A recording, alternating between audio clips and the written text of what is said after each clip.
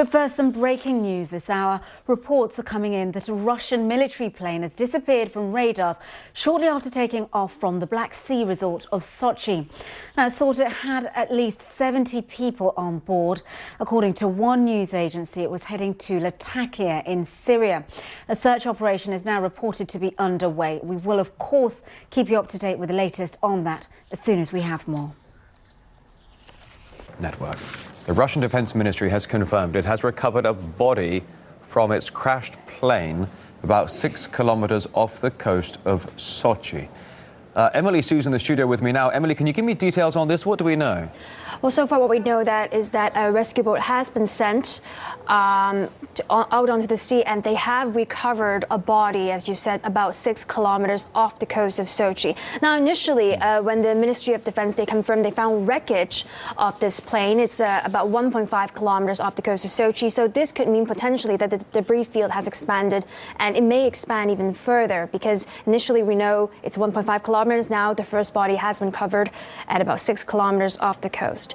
And I also want to update you on the investigative committee. Well, they have launched a criminal investigation into this, and a quote from them says that there's a failure to comply with the rules of flight security and preparation as well. Another thing I want to update you with, Rory, is that the Ministry of Defense also updated on the number of passengers, number of people on board.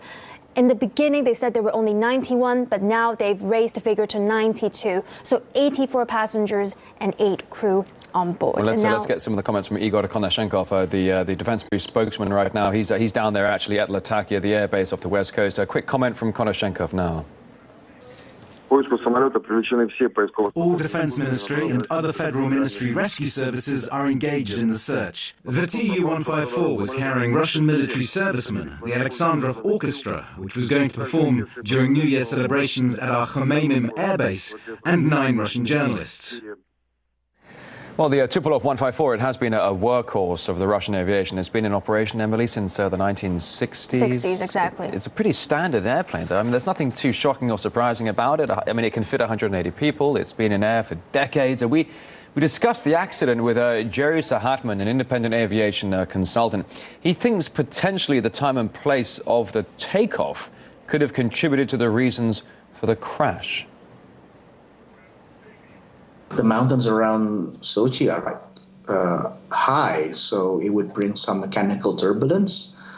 But I am more concerned about the fact that if they took off towards the mountains instead of towards the sea, they would have to make some very steep, they would have to make some turns. Now, that's why I mentioned possibility of crew error earlier, because when you're departing at night, you're going towards the mountains and you make turns, you turn out towards the sea, you don't see anything. So there is a possibility of what we call disorientation.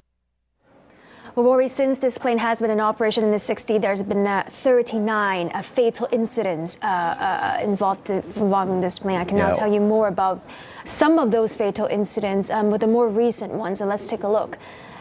In 2006, a Russian airline plane crashed over Ukraine, killing all 160 people on board. The crew made a critical mistake while trying to avoid a storm.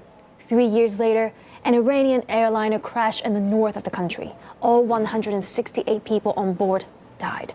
A faulty engine was identified as the cause of the catastrophe. And then, in 2010, a plane carrying Poland's president and other top government and military officials crashed in Russia's Smolensk region while landing.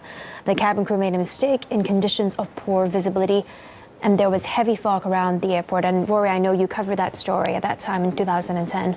Yeah, that was a heart-wrenching story of 2010, and you know, that was another issue of ultimately pilot error with the weather forecast. A heavy fog at the time of the crash of the Smolensk region of the Polish president's plane crash. With this, however, regarding today's loss of the Tupolev-154, we understand a special commission has taken off from Moscow for Sochi with the Russian Ministry of Defense Sergei Shoigu on board. He will help to guide the ongoing search operation. The Russian president's spokesperson said they are in constant contact with Vladimir Putin over the phone. So ultimately, Emily, so what do we know so far? We know that the Tupolev-154, it has been found. It's shortly off the coast of Sochi, where it took off. The depth The depth is about 50 to 70 meters. And at first, when they first found the wreckage, they spotted the wreckage. It was 1.5 kilometers off the coast. Now, the first body had been recovered at about 6 kilometers, suggesting that the debris field could have been, maybe it's still expanding, really. They're going to be searching in that area just off the coast of Sochi. We know that now there's 92 people on board. 84 passengers, 8 crew, and some of them, at least 9 of them, were journalists. Wow. And we understand that so the authorities have rescued one body.